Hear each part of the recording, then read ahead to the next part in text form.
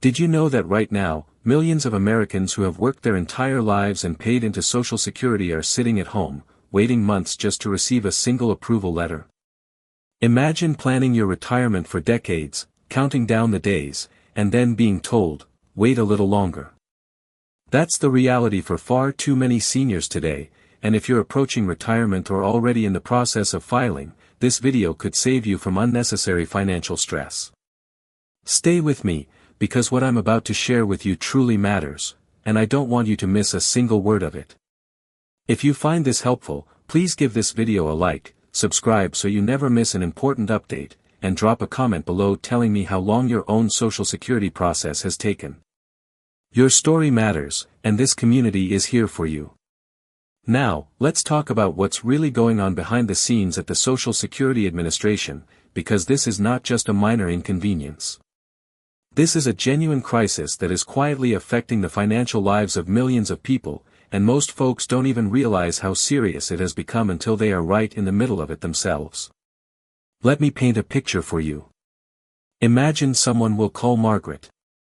She's 66 years old, a retired schoolteacher from Ohio who spent 35 years in the classroom, shaping young minds, grading papers late into the night, and faithfully contributing to Social Security with every single paycheck.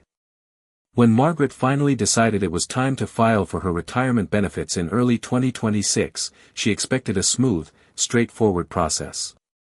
She had done everything right. She had planned ahead. She had saved carefully. But instead of a timely approval, Margaret found herself waiting. And waiting. And waiting some more. 3 months passed, then 4.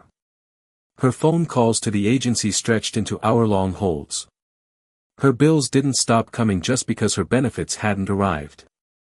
That kind of stress, at 66 years old, after a lifetime of hard work, should simply not happen.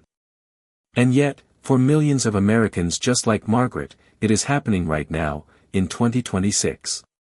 So what exactly changed, and why are these delays growing so dramatically? The honest answer is that several serious problems all collided at the exact same time, creating what experts are calling a perfect storm inside the Social Security Administration. The first major factor is a significant and troubling reduction in the agency's workforce. Back in 2019, the Social Security Administration employed around 63,000 dedicated workers. That number, as of early 2026, has dropped to approximately 52,000.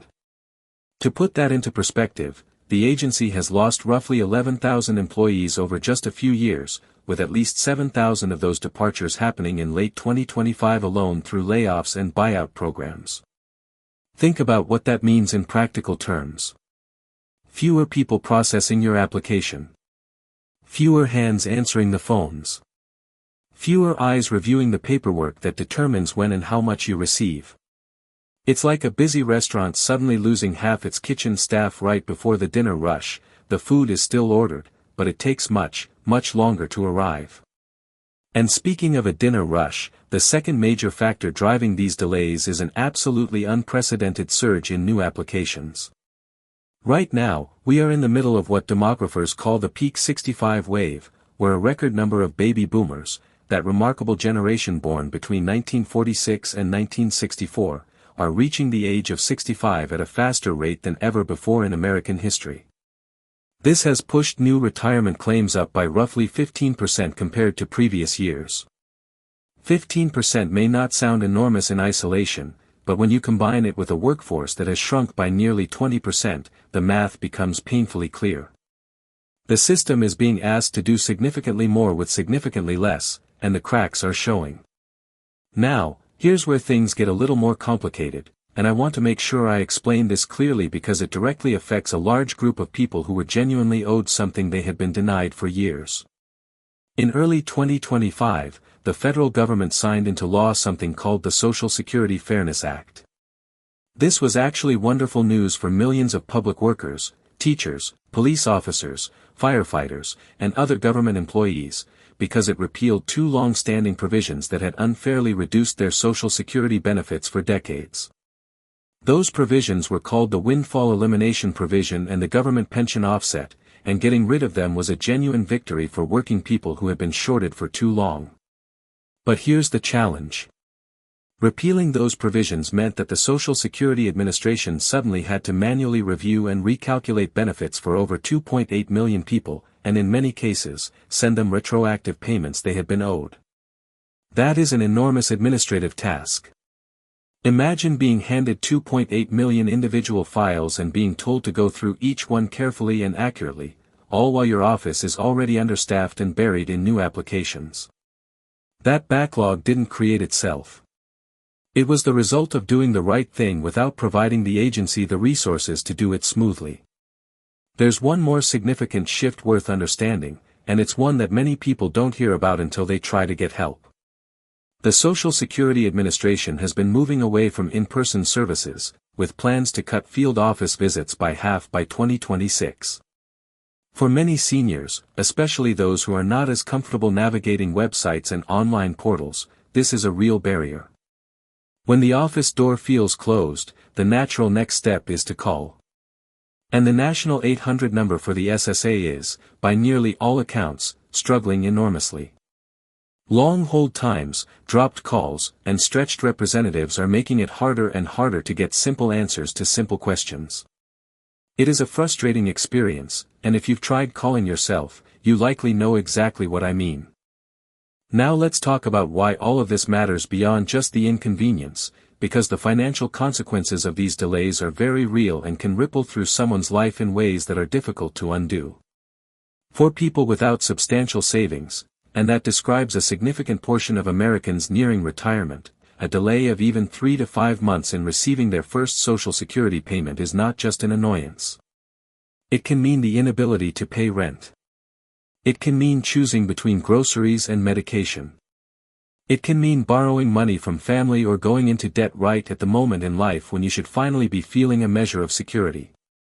The agency itself is not unaware of this. But awareness and action are two different things, and right now the gap between them is causing real hardship. The situation is even more severe for people applying for disability benefits. These are individuals who often cannot work at all, who are dealing with serious health challenges, and who are depending on a timely decision just to keep their lives stable. The SSA's stated target is to bring initial disability decision times down to 190 days. 190 days. That is more than 6 months, and that's the goal, not a worst-case scenario. For someone waiting on a disability determination with no income coming in, 6 months can feel like an eternity. There's another long-term consequence that doesn't get talked about enough, and it genuinely concerns me because it's one of those decisions that can follow a person for the rest of their life. Because of anxiety about delays or uncertainty around future funding, more and more people are choosing to file for Social Security early, at 62, the earliest possible age. I completely understand that impulse. When things feel uncertain, locking in something guaranteed feels smart. But filing at 62 means accepting a permanent reduction in your monthly benefit, potentially up to 30% less every month compared to what you would have received by waiting until your full retirement age. Over a 20-year retirement, that difference can add up to tens of thousands of dollars. It's a decision born of fear rather than planning, and the current environment is pushing people toward it in ways that could quietly cost them a fortune. And then there's the question of accuracy. When offices are understaffed and workers are overwhelmed, and surveys show that about 84% of SSA staff report conditions are worse than before, the likelihood of errors increases. Mistakes in your earnings record, miscalculations in benefit amounts, or missing documentation that goes unnoticed can permanently affect what you receive. These are not hypothetical risks. They are real possibilities in an environment where every employee is stretched thin and every inbox is overflowing. So what can you actually do about all of this? The good news is that there are some practical steps you can take to protect yourself and move through the process as smoothly as possible, and the agency itself has outlined a few of them. First and most importantly, file early. The SSA recommends submitting your retirement application at least 4 months before you want your benefits to begin, and you can do this online through your personal My Social Security account at any time of day from the comfort of your home. Second, if you do need to visit a local office in person, don't just walk in and wait. Making an appointment online ahead of time can reduce your wait by roughly 30 minutes or more, which matters a great deal when you're on a fixed energy level or dealing with health considerations. Third, if you need to submit documents for a disability or retirement claim, use the Upload Documents tool available on the SSA website rather than mailing paper copies. It is faster, more reliable, and creates a clear digital record that your submission was received. These small steps won't fix the broader systemic issues, and I want to be honest with you about that. But they can make a meaningful difference in your personal experience with the process, and knowledge really is power when it comes to navigating a system this complicated. What's happening at the Social Security Administration right now is the result of years of decisions, about staffing, about technology, about policy, all coming due at the same moment. The people most affected are not abstractions or statistics. They are teachers like our friend Margaret. They are police officers and firefighters who spent decades in public service. They are your neighbors, your friends, perhaps even you. And they deserve a system that works as hard for them as they worked for it. We've covered a lot of ground together today: the workforce reductions, the record surge in applicants, the complexity of the new Fairness Act, the shift away from in-person service, and the very real human consequences of delays that stretch on for months. You now have a much clearer picture of not just what is happening, but why it is happening, and what you can do to protect yourself. And as we move into the final part of this video, I want to leave you with some grounding, reassuring thoughts about how to approach all of this with confidence rather than worry, because you have more control than you might think.